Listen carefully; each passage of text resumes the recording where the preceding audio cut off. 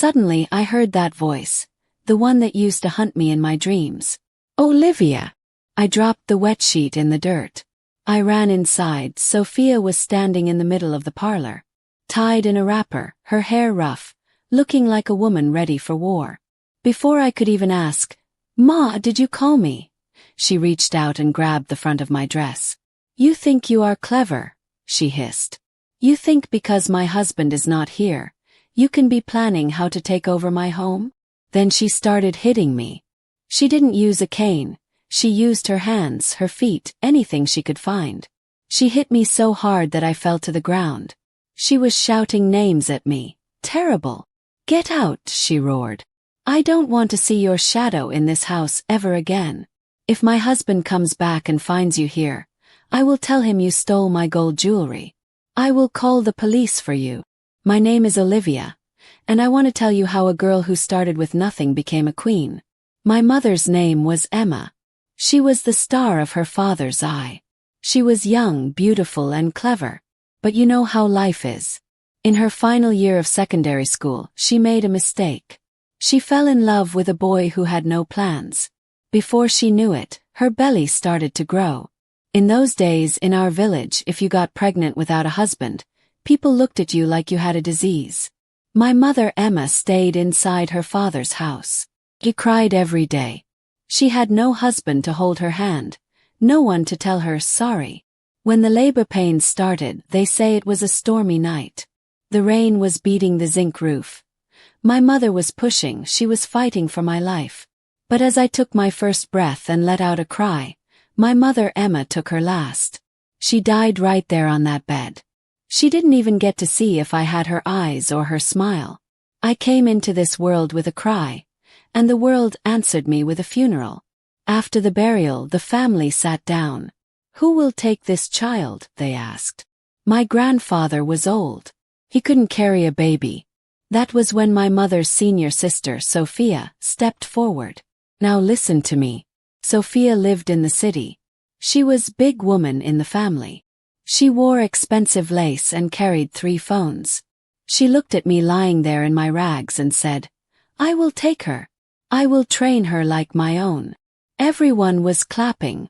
"Oh, Sophia is a good woman. God bless Sophia." Even I, if I could talk then, I would have said thank you. But my people, all that glitters is not gold. Sophia didn't take me because she loved me.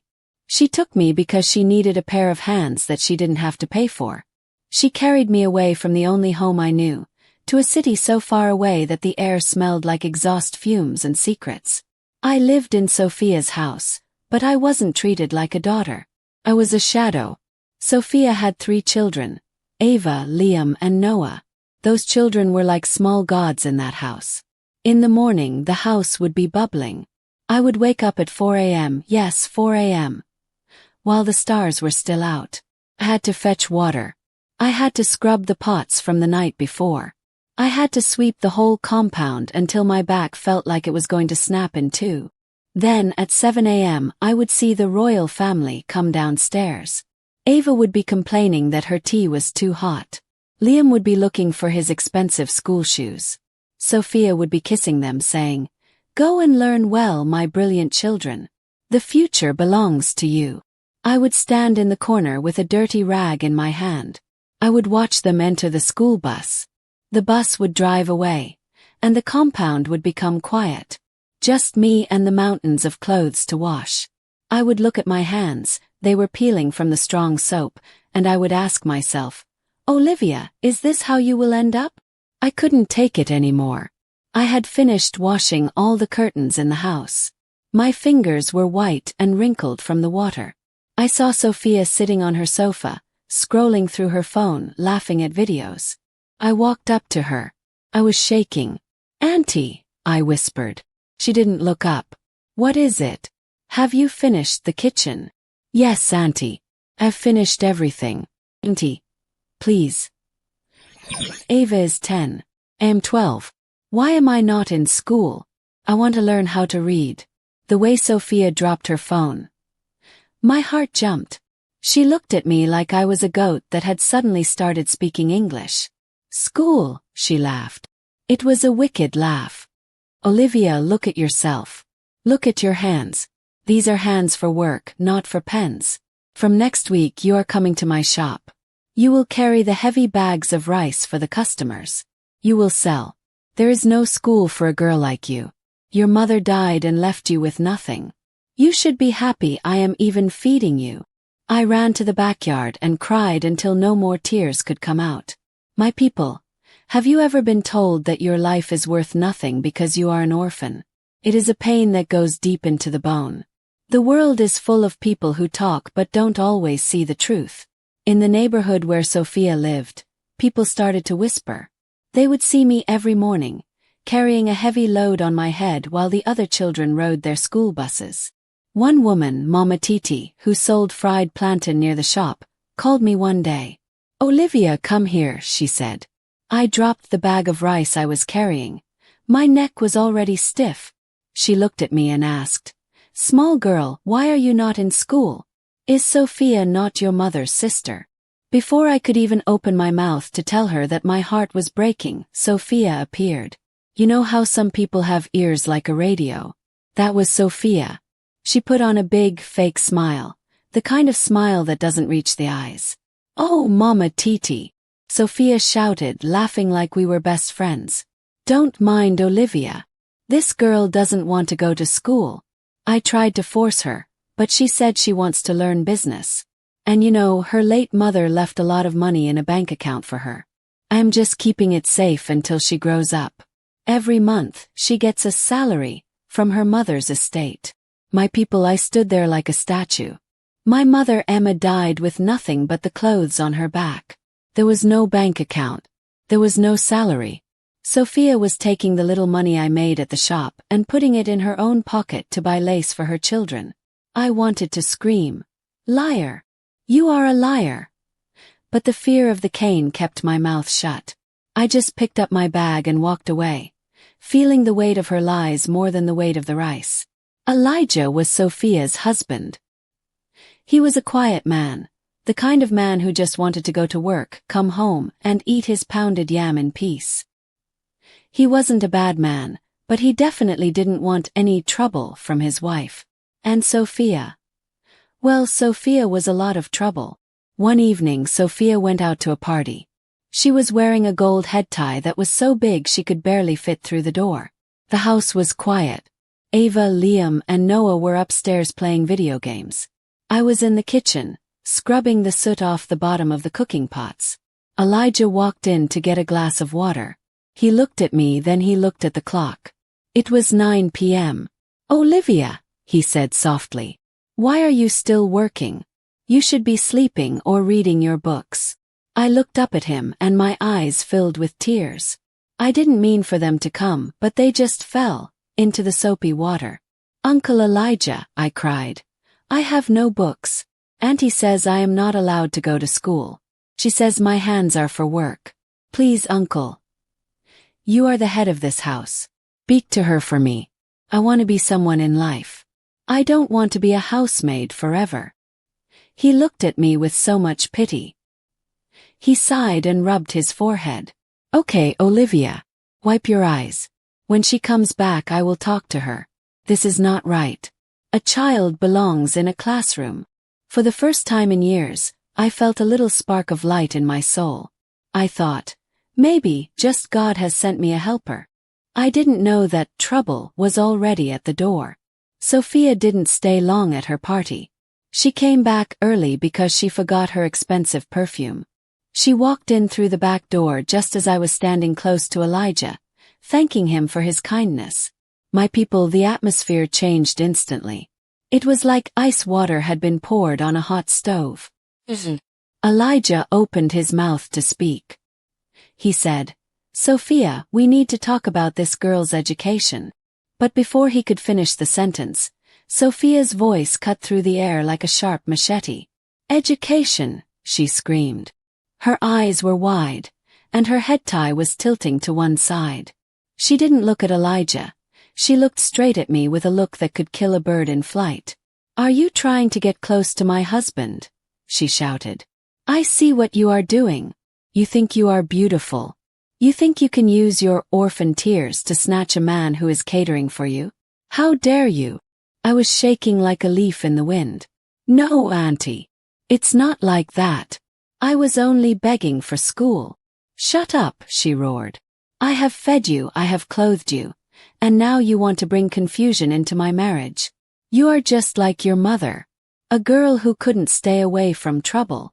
My heart skipped a beat. To bring my dead mother into her anger. That was the deepest cut of all. I ran to my small mat in the corner of the kitchen and covered my ears, but I could still hear her screaming at Elijah upstairs for siding with a common maid. A few days later, the house felt heavy, so heavy that you were even afraid to breathe loudly. Elijah told everyone he was going on a business trip to the north. He would be gone for 5 days. When he was packing his bag, he looked at me. He wanted to say something, I could see it in his eyes. He wanted to say, sorry. But Sophia was standing right there, crossing her arms, watching his every move like a hawk. He just sighed, took his suitcase and left. For those 5 days, Sophia didn't say a word to me. She didn't shout. She didn't even tell me to cook. She would just sit in the living room, drinking tea and staring at me as I swept. It was a scary kind of silence. It was the silence of a hunter waiting for the prey to move. I tried to be perfect. I polished the floors until they shone like mirrors. I washed the children's clothes until they smelled like flowers. I thought, if I am very good, maybe she will realize I am not a threat. Or she will forgive me. But when a person has decided to be your enemy, your goodness only makes them angrier. I didn't know that these were my last 5 days in that house. I didn't know that the storm was about to break, and this time I wouldn't have a roof over my head. On the 5th day after Uncle Elijah left, I was in the backyard, trying to hang the heavy bedsheets on the wire. My arms were aching. She pushed me out onto the hot pavement. Bam! The gate slammed shut. I stood there barefoot with my small bag and my broken heart. I looked up at the sky. The neighbors were looking through their windows, but no one came out. In this city, everyone minds their own business, even when a child is hurting. I was completely alone. I didn't have a single naira in my pocket. Not one. I started walking. I walked until my feet were bleeding. I decided that the city had swallowed my joy, so I must go back to the village. I begged for rides from truck drivers, telling them I was an orphan going home. Some were kind, some were rude, but eventually I reached our village. When I stood in front of my mother's old house, I wanted to turn back. It didn't look like a house. It looked like a forest. The weeds had grown so tall they were touching the windows. The roof was brown with rust. My grandparents were dead, my mother was dead, and even the walls looked like they were mourning. I pushed the door open. The smell of dust and old memories hit me. I found one corner in the room where my mother used to sleep. I took my wrapper and wiped a small space on the floor. Sat in the dark, listening to the crickets. Is this where I will die? Asked the darkness. But the darkness didn't answer. The first 3 days in that house were the longest days of my life. Hunger is a teacher, but it is a very wicked teacher. It makes your stomach feel like it is chewing itself. Had no food. I had no fire to cook. I would go to the stream to drink water just to feel something in my belly. I was so weak I couldn't even stand up straight. I sat by the roadside, hoping someone would recognize me. My hair was rough, my skin was dry, and I looked like a mad person. I started to think that maybe Aunt Sophia was right. Maybe I was cursed. Or the daughter of Emma was not meant to survive. I closed my eyes and prayed, God, if you are there, don't let me die of hunger in the house where I was born. I was sitting under the big mango tree near the village square, my head resting on my knees. I was so light from hunger that the wind could have blown me away. That was when I heard the sound of footsteps on the dry leaves. My daughter. Is that you? I looked up, squinting against the sun. It was a woman with a face as kind as a mother's hug. It was Isabella. In our village, everyone knew Isabella. She didn't have much, but she had a heart that was bigger than the ocean. She saw my swollen eyes and my dusty clothes, And she didn't ask 100 questions. She just reached into her bag, pulled out a piece of roasted corn and a bottle of water, and handed it to me. "Eat," she said. "The dead do not tell stories, and your story is just beginning." As I ate that corn, I felt life coming back into my limbs. She sat there with me, listening as I told her everything. The chores, the lies, the beating, and how Sophia threw me out like trash. Isabella didn't hiss or shout. She just took my hand and said, "Olivia, the house of your mother will not be your graveyard. From tomorrow you have a place to go." The next morning, I didn't wait for the sun to be fully out.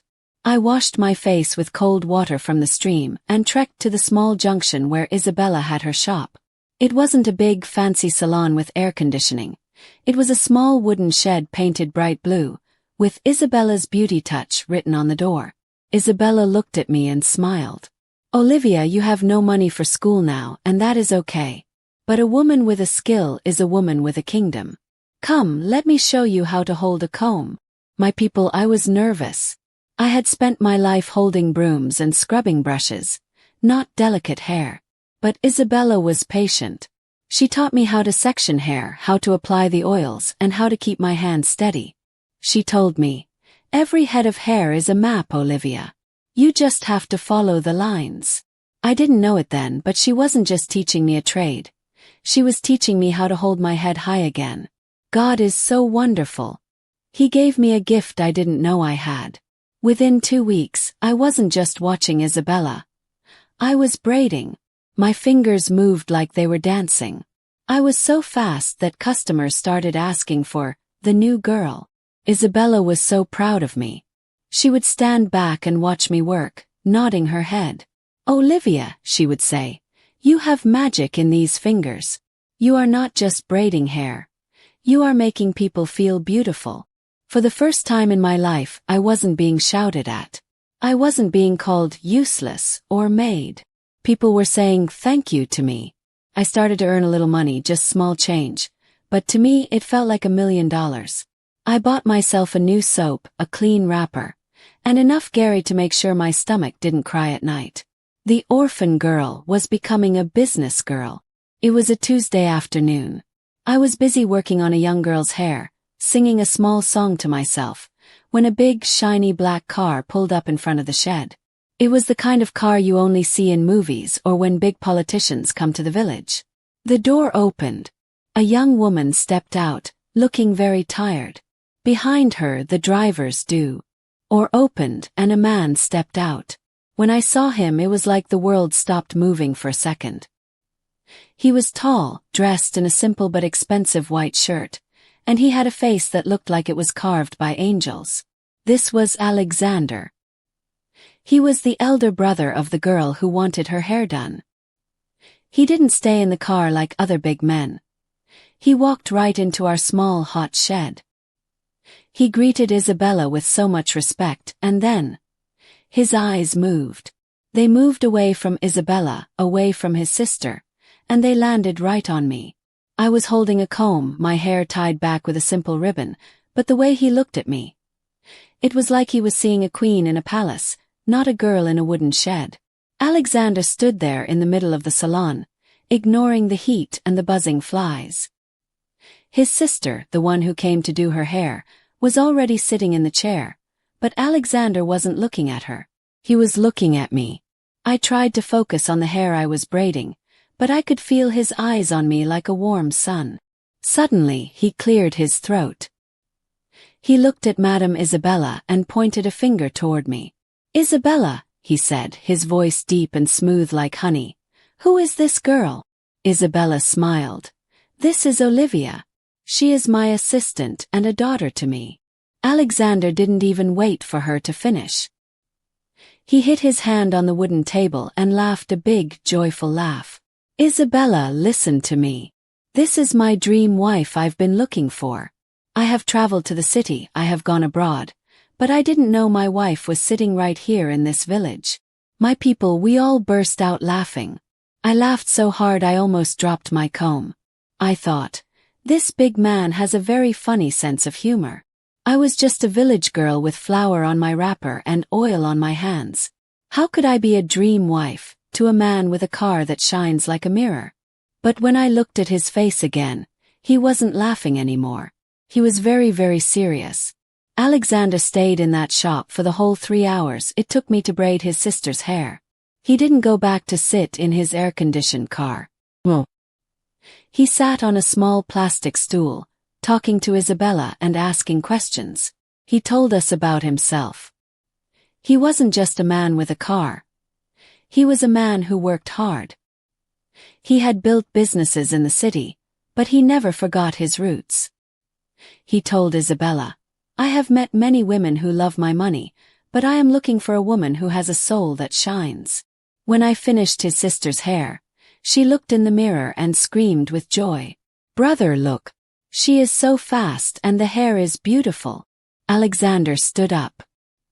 He walked close to me, not too close to be rude, but close enough that I could smell his perfume. It smelled like expensive wood and success. He looked at Isabella and said, "I am very serious about what I said. I will come back. I want to know Olivia." Isabella nodded slowly. She knew Alexander was a man of his word. After the black car drove away, leaving a cloud of dust, Isabella called me to the back of the shop.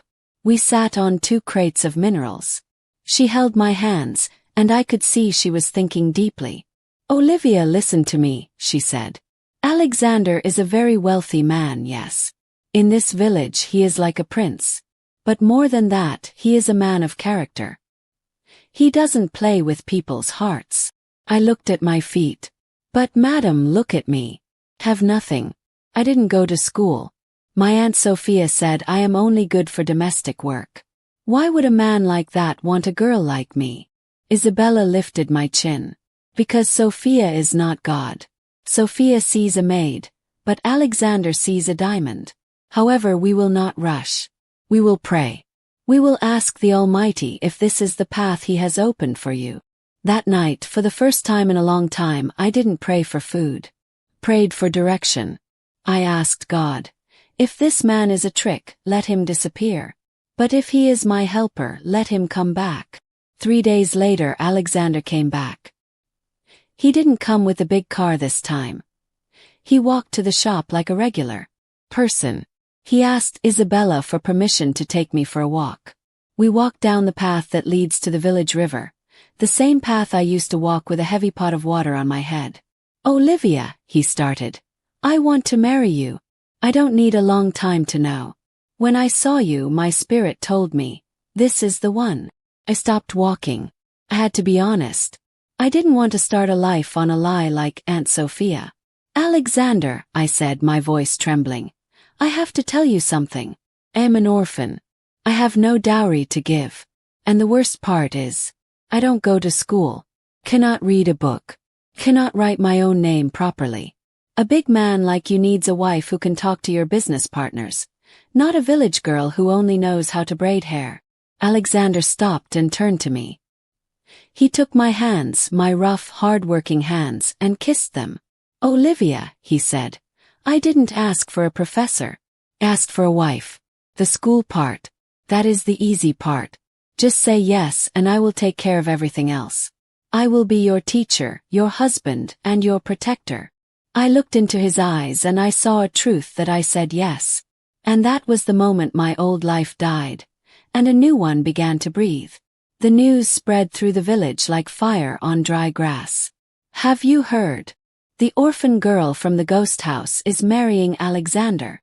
Some people were happy, but you know how the world is. Some were whispering, "Is it juju? How did she catch such a big fish?" But Alexander didn't care about the gossip. He told me, "Olivia, I want the world to know you are my pride." The day of the wedding arrived, and it was like a dream. Alexander bought me a gown that sparkled like the stars. Isabella was there, acting as my mother, crying tears of joy as she straightened my veil. The whole village was there. There was so much food that even the dogs were tired of eating meat. We had music that shook the ground. Boom, boom, boom. As I walked down the aisle, I remembered the days I sat in the dirt, hungry and alone. Now, I was walking toward a man who looked at me like I was the only woman on earth. It wasn't just a wedding. It was my victory party over every tear I had ever shed. After the wedding, Alexander took me to his house in the city. This was not a house. It was a palace. The floors were so shiny I could see my own reflection, and the beds were as soft as clouds. But on our first night there, Alexander did something I will never forget. He led me to a room filled with books from the floor to the ceiling. "Olivia," he said, "you told me you couldn't read. In this house we don't have secrets and we don't have shame. I have hired the best teachers to come here every day. They will teach you. You are a queen, and a queen must be able to sign her own name on the laws of her kingdom." I cried that night, but for the first time they were happy tears. Alexander didn't hide me away because I was uneducated. He didn't treat me like a servant. He invested in me. He saw the diamond Isabella talked about, and he was determined to polish it until I outshone the sun. Sometimes I would sit with the alphabet and feel like my head was going to burst. I would look at the teacher and say, "Maybe I am too old for this." But then Alexander would come in with a cup of tea, kiss my forehead and say, "Keep going, my love. I believe in you." Slowly, the marks on the paper started to make sense. The letters became words. The words became stories. Within a year, I wasn't just reading children's books. I was reading the newspapers. I was reading the business documents Alexander brought home. One day we went to a big dinner with his partners. One man asked me a question about our village's economy. I didn't hide. I didn't look at the floor. I stood tall, spoke in clear, beautiful English, and gave him an answer that made everyone at the table clap. I looked at Alexander, and the pride in his eyes was better than any gold. The housemaid was gone. The manager's wife had arrived. As if my life wasn't beautiful enough, God decided to add a double portion of honey. A few years into our marriage, I found out I was pregnant. And not just with one baby but two. When the day came, I was in the best hospital, with doctors and nurses surrounding me, and Alexander holding my hand, whispering, "You can do it, Olivia." When the cries of my son and my daughter filled the room, I remembered my mother. I whispered to her in my heart, "Mama, look at us. The pain ends here." We named them after the joy they brought us. Now our home is filled with the sound of little feet running on those shiny floors. They will never know what it means to be hungry. They will never know what it means to be told they are nothing. Because their mother survived the storm to build them a shelter. My people, look at me now. If you saw me today, walking through the city or sitting in a fine restaurant with my husband Alexander, you would never know that I once slept on a dusty floor with a hungry stomach. You would never know that my skin once carried the marks of Aunt Sophia's anger. Alexander and I. We are the best couple in the world. He loves me so much that he still won't eat his dinner if I am not sitting there to talk with him. We take our baths together, laughing like children, and he carries me to every party, showing me off like I am the most expensive jewel in his collection. I am no longer the girl who was hidden in the kitchen. I am the woman who stands at the front of the room. But why did I tell you all this? I didn't tell you this story just to brag about my fine husband or my big house. Well, I told you this because someone watching this is sitting in their own ghost house right now. Someone is being told by their Aunt Sophia that they will never amount to anything.